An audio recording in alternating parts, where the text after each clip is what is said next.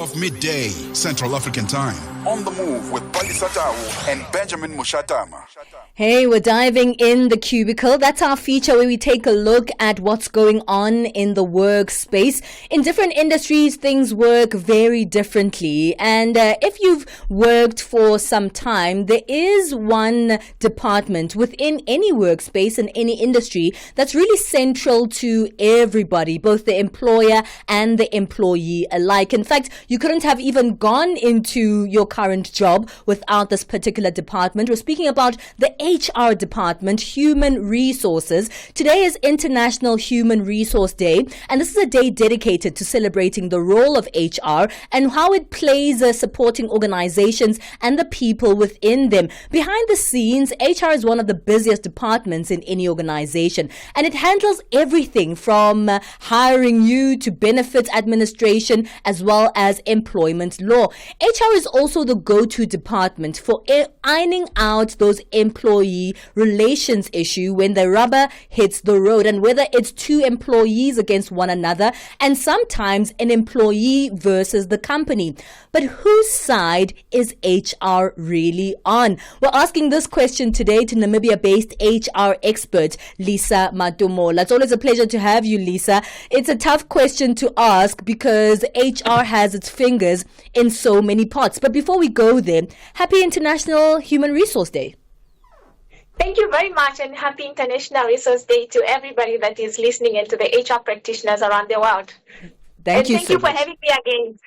It's always a pleasure to have you. Lisa, you know, a lot of people get confused because people start out their work journey from the beginning, and they know HR as the people who have hired them to do this job. So that's where your CV goes. That's the only reason why you work in the job that you do, because they vetted you, they looked at your experience, they looked at your qualifications, and you say, yes, you are worthy to come and work here.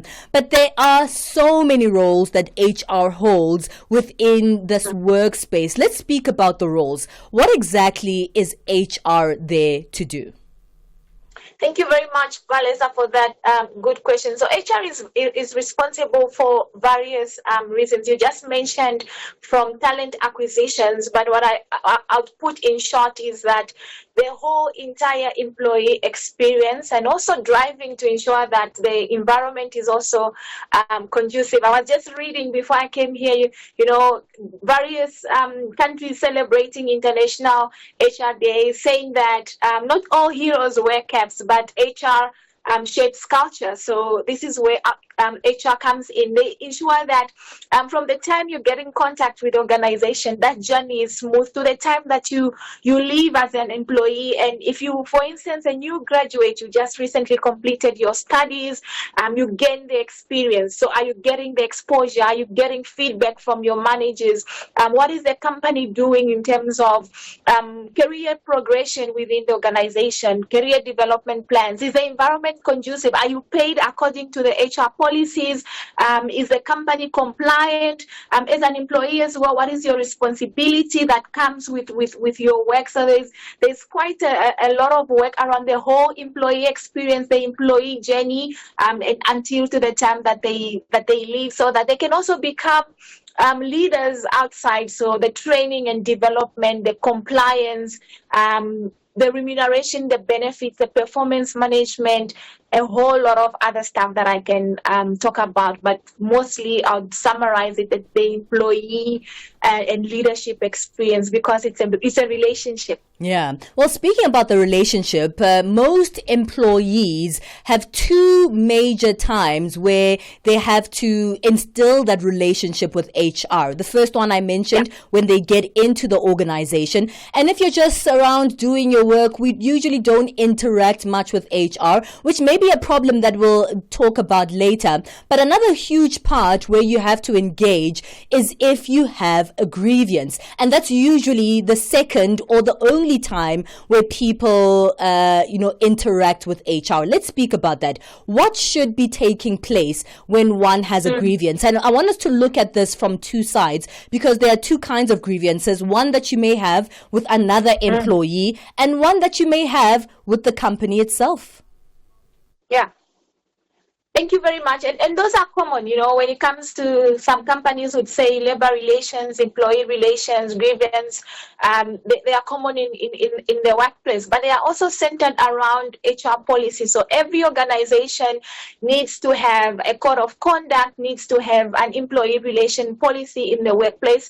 At times, employees are charged, and what I would say before they get to the grievance side, it's always important for HR practitioners to make sure that employees are inducted, because the moment somebody joins the company, they need to know what is expected of me.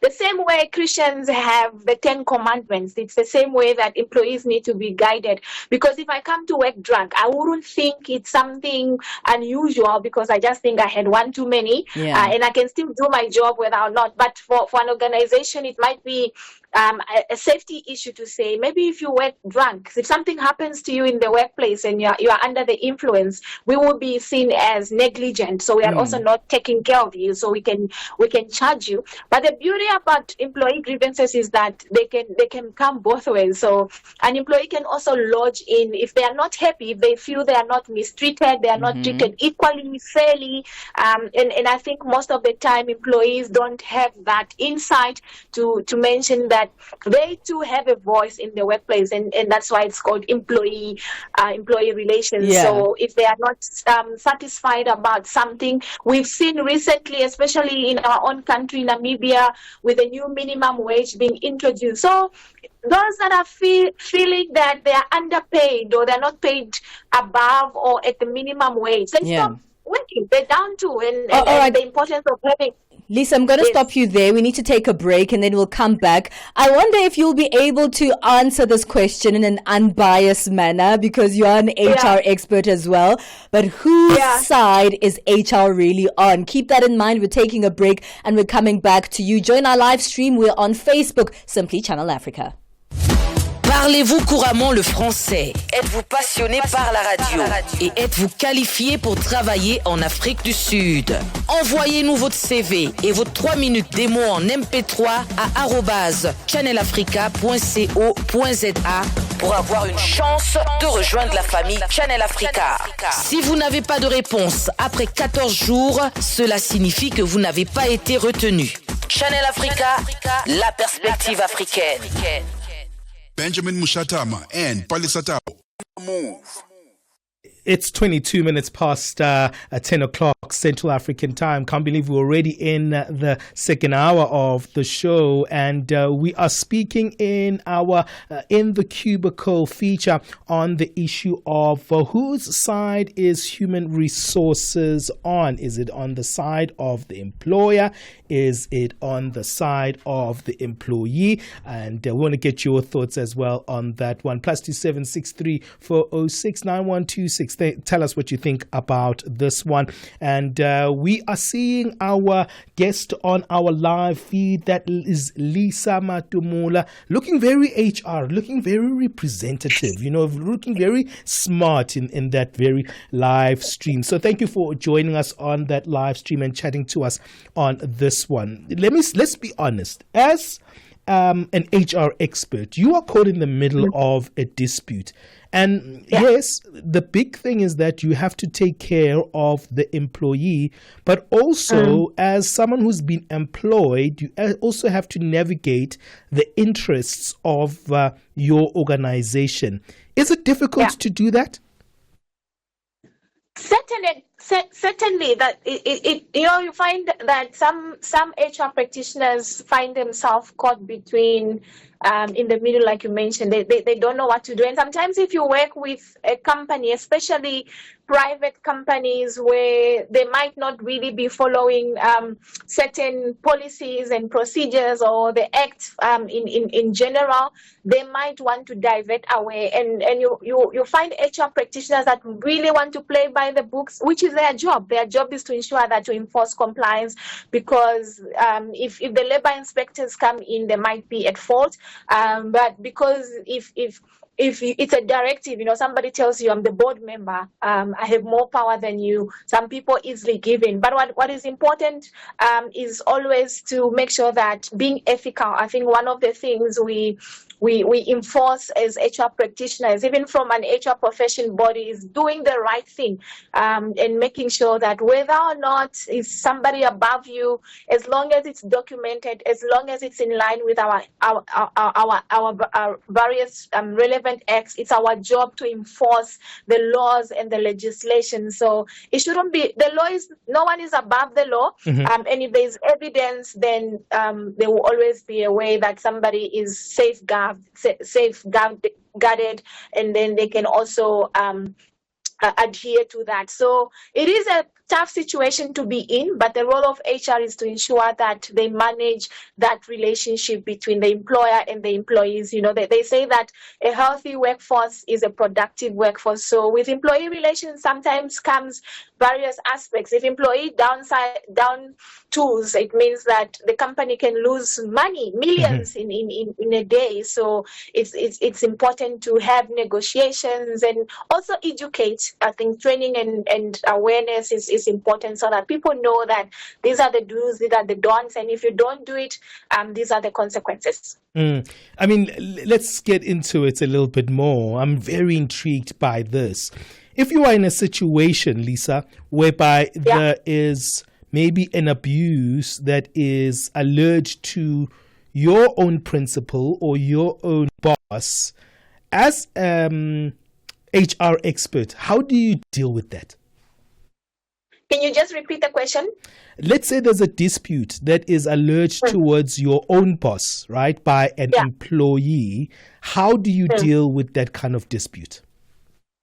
So the beauty about consultant is that they are always there to facilitate conversations where internal people might feel either not independent enough, or one has to also be honest to say, I might seem biased, I might be a bit subjective over this case, and this is where external labor practitioners or consultants are hired so that they can deal with the matter. They have objectivity, they are not taking sides, they are just applying their expertise and their mind. So I advise that if something is very sensitive, it's something, because sometimes even when it comes to suspension and all that, you might want to follow procedures, and if you don't want to be seen as the black sheep or something, having to use external consultant. They are there for a reason.